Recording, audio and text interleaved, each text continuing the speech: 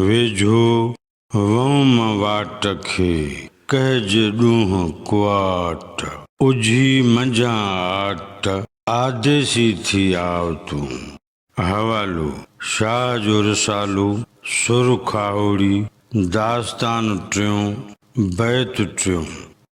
नवनि लफ़्ज़नि जी माना बैत जा उहे लफ़्ज़ जेके माना ऐं मफ़हूम जे लिहाज़ खां नवां हुजनि। वम माना वञु, कहज माना हलज, ॾूंह माना ॾांहुं, कुवाट माना उहो रस्तो जंहिंखे अवाम गुमराही या ग़लति रस्तो सम्झे।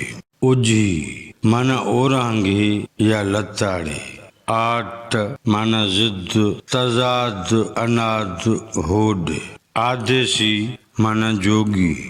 हिन बैत जे ॿिन्ही सिटुनि मिसरनि जी सादी सम्झाणी पड़िजे थी, जीअं बैत जो मजमूई मतिलब ऐं मफ़हूम सम्झ में अची सघे। वेझो वम वाट खे कहज ॾूंह कुवाट, साईं वाट खे वेझो न वञ, कुवाट ते हल। उझी मंझां आट आदेसी थी आव तूं। आदेसी आट मंझां उझी अचो। हिन बैत जो मजमूई मतिलब ऐं मफ़हूम हिन तरह बयान करे सघिबो। वेझो वम वाट खे कहज ॾूंह कुआट उझी मंझां आट आदेसी थी आव तूं। मंज़िल साॻी आहे। हिक पासे खां सवली सिधी संहिंजी राह आहे जेका सिधो मंज़िल तरफ़ वञे थी। ॿिए तरफ़ खां अवली अण सिधी अहिंजी वाट आहे जेका पिणु मंज़िल तरफ़ वञे थी। सवली सिधी संहिंजी राह में सुख ऐं सहूलतूं आहिनि।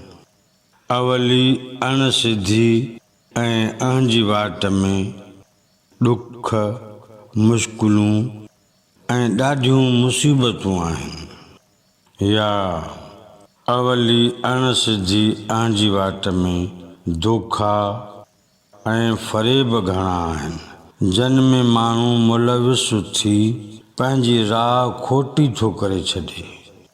लतीफ़ साईं चवे थो त ऐं सालिक तूं आसान राह न वठ, छो त सवली सहूलतुनि वारी वाट आम जे लाइ आहे। तूं त ख़ासि आहीं। तोखे अहिड़ी राह अख़्तियार करणु घुरिजे जेका वाट वठंदे अॻिते वधंदे वधीक महिनत मशक़त कंदे तूं पुख़्ते खां पुख़्तो थींदो रहंदे। बार बार अहंजनि खे मुंहुं ॾियण सां माण्हू बेज़ार थी पवंदो आहे ऐं संदसि तबियत में तवाई ईंदी आहे। पर सालिक बार बार जे अहंजनि खे मुंहुं ॾेई पंहिंजी तबियत खे तवाज़ुन में रखण ई जोग पचाइणु आहे। अहिड़ी तरह सां जोग पचाए तूं जोगी थी।